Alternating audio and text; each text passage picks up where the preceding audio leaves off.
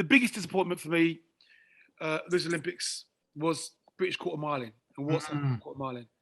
The idea that you couldn't rustle up one guy. You couldn't. You got one guy to represent the country. What's your guys? What's all your advice for them to get back in the game and for the British 400 meter men's scene to get back to somewhere, close to where it was. Simple. You got to run fast, and you got to compete against your. And I'm deadly serious. You got to run fast, and you got to compete against the best in the country. When I say about running fast, my old coach is past. Well, Roger's coach as well, Mike Smith. When I know what you're going to say. Oh yeah, I went to join his group in Southampton.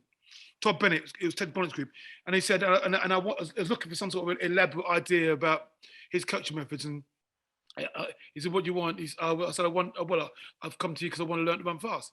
He said, "If you want to run fast, you've got to run fast." And initially I didn't understand it, but once you trained with Mike Smith, you understood it. We ran fast. 150s, 250s, 300s, 500s. We ran fast. Up the clock, down the clock. We ran fast. Up hills, down hills. We ran fast. And look, don't let me talk what I don't know. I don't know what quarter milers are doing. But the results tell me you ain't running fast. Yeah. And I would say the same as you, Chris, and possibly John would be in the best position to comment on this. But I think when you look at the sort of training that we did, and I didn't train with Chris or Roger. I didn't train with John. We got together and get together, but we all talked about the training. We knew we ran quick. Yes. Today, I think it would be seen as overtraining. Yeah. It might have contributed to the injuries that we all sustained. Yeah. I don't know, because you look at the likes of Ewan, who also was a Southampton boy. Look how fast he ran. Suffered never got over it. David Grimley. There's a whole raft of us guys that all ran very quick, but we trained hard. And I remember speaking to Donovan Reed, who coaches now, and he said, Derek, he says, what I can't get my head around is when we used to turn up to training, whether it be with Mike Smith, whether it be, John, I know you were not with Smith, but you then joined these guys. Isaac. But before you were with John Isaacs and all these guys, when you turned up and said, guys, this is the session tonight, and you knew you were going to be hurting, you knew you were going to be hurting and heaving, one or both of those things, you went, oh, crap, okay. Now the athletes are going, well, let me barter with that. Give you 4, do 6, do 3. And they're actually bartering with their coaches on what to do. And I don't think, like Chris says, I don't know, but I'm not seeing that hunger, that discipline, that pure commitment to put your balls on the line and train within an inch of none of us and compete. None of us are in a position really, or because we're not coaches. No, we're not in it. The only one of us who is in it is John as an agent. So it's not. In some ways, it is a complicated a question to answer, but in some ways, it's not, because one thing we do know is that the formula for success in our sport has never changed and never will change. You've got to have talent. You've got to be prepared to work hard. And the 400, you've got to be prepared to hurt, okay? And then you've also got to be lucky enough, and I count myself as lucky, for geography to play its part. I was lucky to live near Kriss Akabusi and Todd Bennett and join a group. You've got to run with fast people, which is what Chris has said. Derek ran with Phil Brown and the group. John had a group around him. There were pockets of groups. There must still be pockets of groups. But I actually think the event has changed since our day. So the answer to your question is, the next great British male, and actually we've seen it in the women. We've seen it.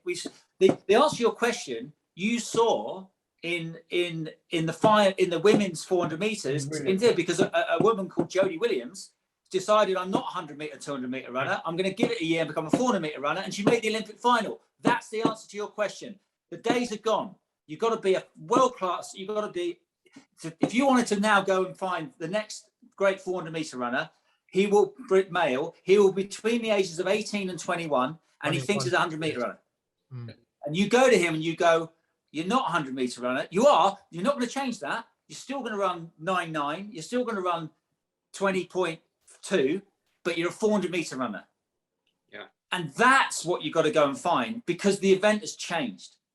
And can I say, Rod, and the knock-on effect of that is also in the 400 hurdles, because the 400 hurdles traditionally was an event run by joggers.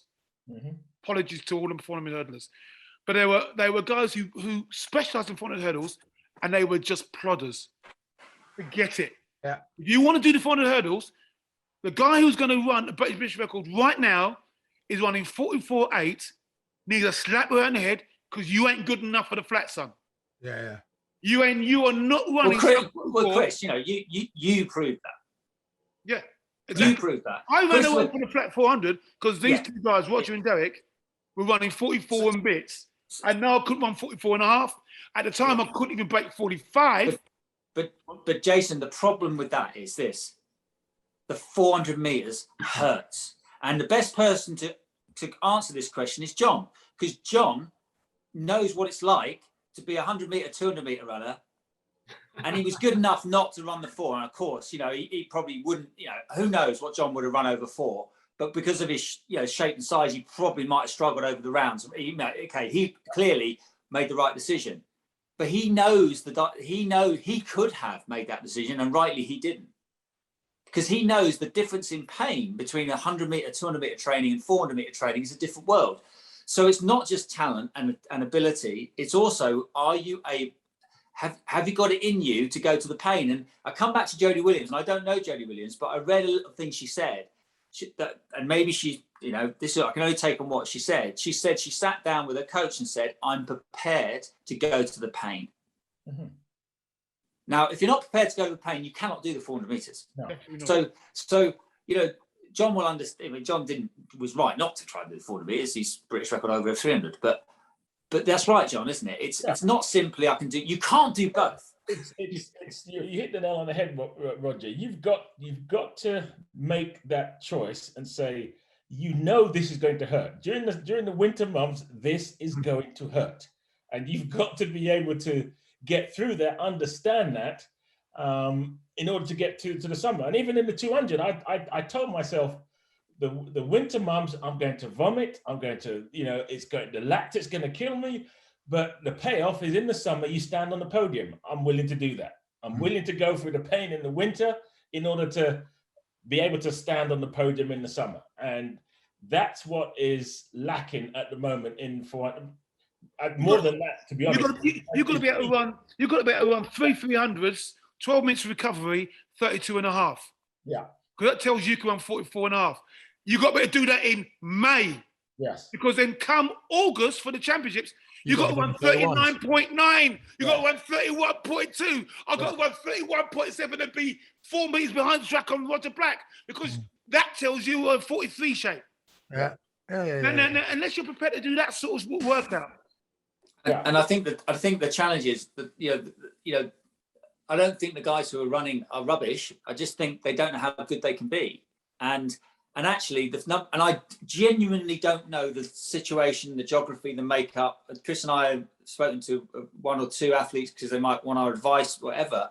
But for me, if there was one thing you need to do, you've got to go back to creating pockets, because you can't do it on your own. The 400, you've got to have a Phil Brown or an Akabusi or a Todd Bennett, and actually people you've never heard of. You know, Kriss and I train with people you've never heard of, but they puked up on the track so that we could do the last rep that they couldn't do, because they were still there. Okay, and if you haven't got the group mentality, the 400 is a very hard event to train for when there's just 1 or 2 of you. So you've got to create pockets of groups, and get, you know, coming back to the Mike Smith thing, if the easiest way to run fast is to run with fast people. Yeah, you can have the best spikes, you can have the best technique in the world, but if you don't run every day with fast people, you're not going to go to the place you have to go. That you can't go on your own. You know, Kriss, I would not have been the athlete I was without Kriss, and vice versa. It is as simple as that, because I couldn't have. You can't be thinking. You just have to do it. Yeah. Tuesday, And Thursday, if you Tuesday, haven't, Thursday, Saturday. we've My got to ball's create- out, boys. You've got to create pockets, one or Yeah. two or three pockets around the country where you've got a group of guys who have got a bit of talent and want to go for it. But you can't, oh, I'm part of a high jump group, I'm part of a long jump group. Oh, my coach is coaching long jumpers, high jumpers, 100 meters runners, 400 meter runners. You've got to specialize in the 400.